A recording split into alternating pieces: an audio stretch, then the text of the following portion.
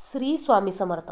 आजच्या व्हिडिओमध्ये आपण लक्ष्मी पूजनाची पूजा अगदी साध्या सोप्या आणि कुणीही करू शकेल या पद्धतीने कशी करायची याविषयीची माहिती आपण आजच्या व्हिडिओमध्ये बघणार आहोत.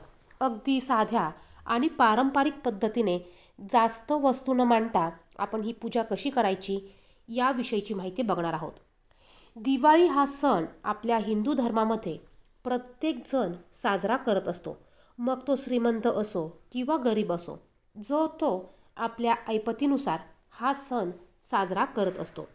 यंदा 2024मध्ये लक्ष्मीपूजन 1 नोव्हेंबरला साजरं केलं जाणार आहे. या दिवशी अमावस्या आहे आणि 1 नोव्हेंबरला लक्ष्मीपूजन हे संध्याकाळी प्रदोष काळामध्ये आपण करत असतो.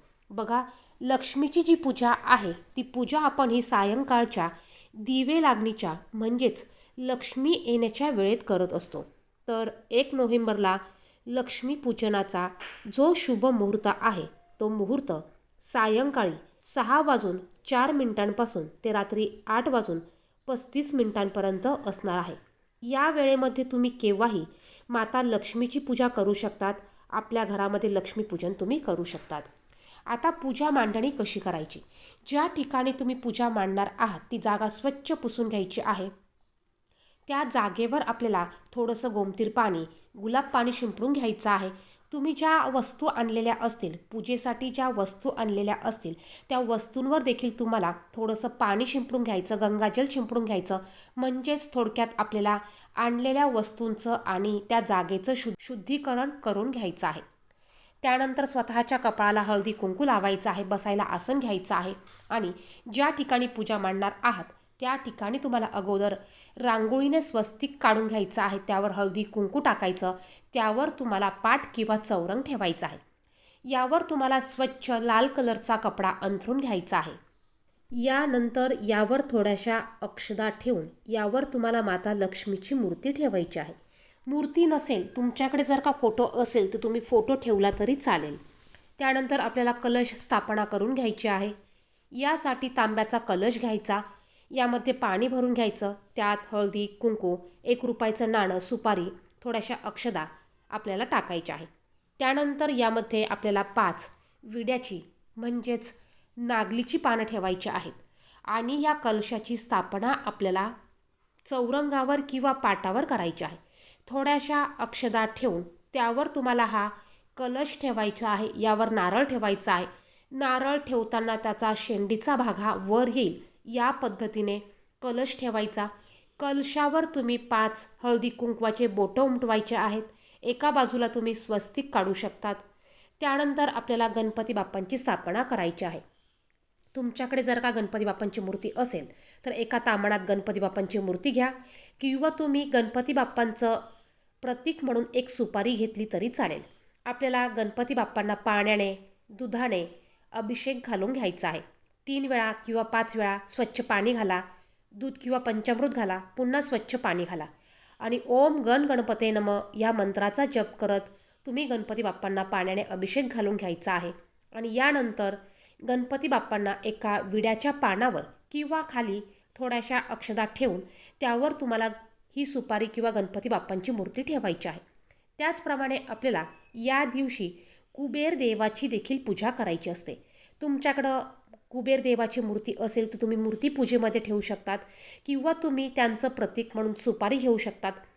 त्या कुबेर देवांना, त्या सुपारीला देखील तुम्हाला पाण्याने अभिषेक घालून घ्यायचा आहे आणि थोड्याशा अक्षदा ठेवून त्यावर तुम्हाला ही सुपारी किंवा मूर्ती तुम्हाला ठेवायची आहे. आता यानंतर तुमच्या घरात जेवढ्या लक्ष्मीकारक वस्तू असतील त्या सर्व वस्तू तुम्हाला या पूजेमध्ये ठेवायच्या आहे. जसं की मी इथे लक्ष्मीची कवडी, गोमती चक्र एका डिशमध्ये ठेवलेल्या आहेत. त्याच पद्धतीने श्रीयंत्र किंवा बघा तुमच्याकडे आणखीन पिवळ्या कवड्या असतील, पांढऱ्या कवड्या असतील, या पद्धतीच्या लक्ष्मीकारक ज्या वस्तू आहेत त्या वस्तू तुम्हाला इथे थोड्याशा अक्षदा ठेवून घ्यायच्या आहेत. त्यानंतर मी माता लक्ष्मीसमोर 1 पानाचा विडा ठेवला आहे आणि गणपती बाप्पांसमोर 1 पानाचा विडा ठेवला आहे. विड्याला देखील आपल्याला हळदी कुंकू आणि अक्षदा अर्पण करायच्या आहेत. आपण जी पूजा मांडली आहे त्या पूजेला देखील आपल्याला हळदी कुंकू, अक्षदा, फुलं अर्पण करायची आहेत. त्यानंतर इथं गणपती बाप्पांसाठी गूळ खोबऱ्याचा नैवेद्य ठेवला आहे. एका प्लेटमध्ये मी 5 प्रकारची फळं घेतली आहे. ही फळं मी एका बाजूला ठेवून घेत आहे. तुम्ही कुठलीही 5 फळं ठेवली तरी चालेल. सर्वात महत्त्वाचं म्हणजे सर्वात अगोदर आपल्याला दिवा प्रज्वलित करून घ्यायचा असतो. कुठलीही पूजा आपण दिव्याच्या साक्षीने करत असतो. दिवा प्रज्वलित करून दिव्याला हळदी, कुंकू, अक्षता, फूल अर्पण करून घ्यायचा आहे.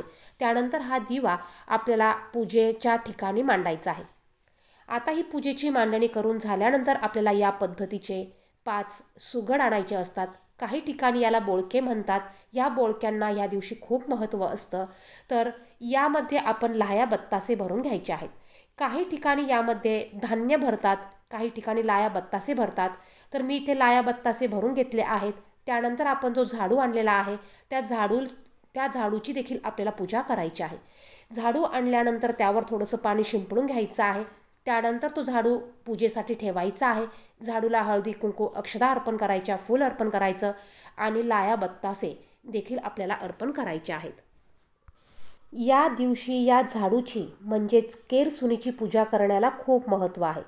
त्यानंतर आपल्याला तुपाचा दिवा निरंजन देखील प्रज्वलित करायचा आहे. यानंतर आपल्याला 5 पंत्या या प्रज्वलित करून घ्यायच्या आहे. तर प्रज्वलित केलेल्या पंत्या मी ह्या बोळक्यांवर ठेवलेल्या आहेत.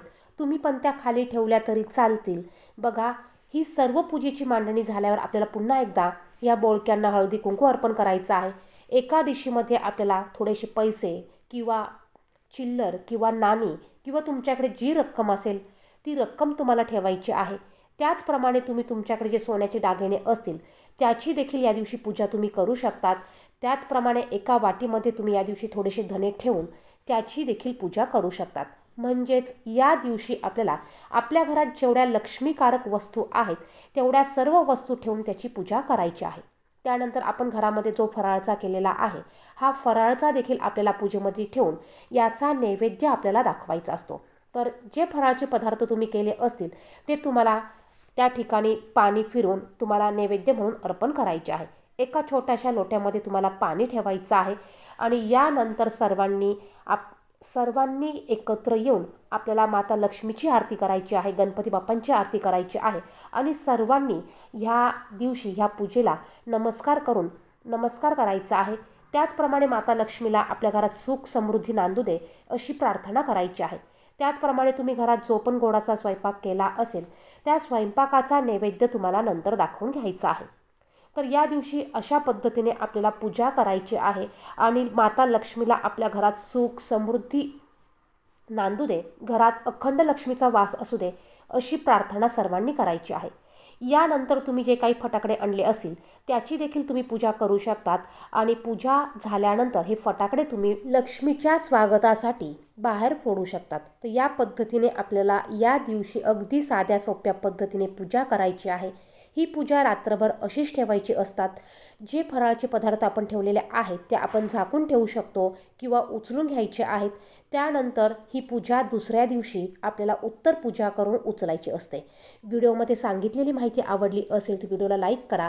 असेच माहितीपूर्ण व्हिडिओ बघण्यासाठी चॅनलला सबस्क्राईब करा. कमेंट बॉक्समध्ये श्री स्वामी समर्थ, श्री महालक्ष्मी नमो नमः नक्की लिहा. धन्यवाद. श्री स्वामी समर्थ.